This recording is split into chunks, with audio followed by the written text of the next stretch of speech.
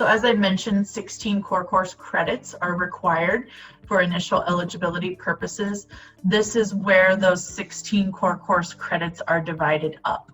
Every province within Canada has an approved core course list, so you can find what the approved English courses are in your particular province by accessing those lists. So I just want to go over the subjects for you, subject areas, but you will be able to access based on the resource available for your province, you will be able to access what the particular subject titles are. So of the 16 core courses, 4 of those credits must be in English or for an area such as Quebec and native language. Natural or physical science, such as biology, chemistry, physics, etc., we require 2 credits of. Math at the Algebra 1 level or higher, we require 3 credits of. 2 credits of a social science, courses such as history, geography, civics, all of those fall into social science.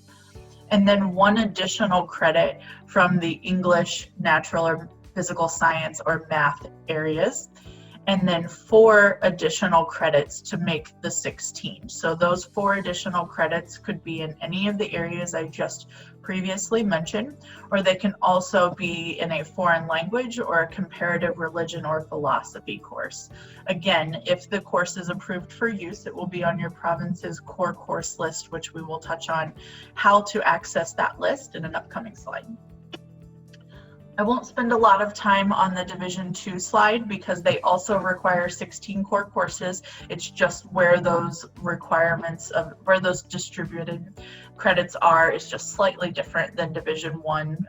If you meet the Division 1 distribution, you by default meet Division 2 as well, but this is where those credit distributions can be found. And then lastly, Division 1, I mentioned that your GPA must match your SAT or ACT on a sliding scale.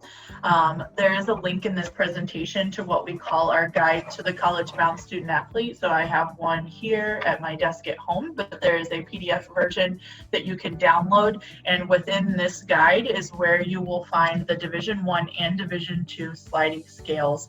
And so you will see where I have pointed out there, if you were to meet the minimum GPA requirement for Division 1, which is a 2.3 on the 4.0 scale, then you would need a 980 on the standardized SAT as your combined verbal and math, or verbal reading and math section for that. But the higher your GPA, so for example, at the top of this Division 1 sliding scale on the left, you can see that if you had a 3.55 or higher GPA, then you would actually only need a 400 on the SAT or a 37 on the ACT. So the better that you do on the test, the SAT or ACT, then the lower the GPA requirement, or vice versa, hence the reason for the sliding scale.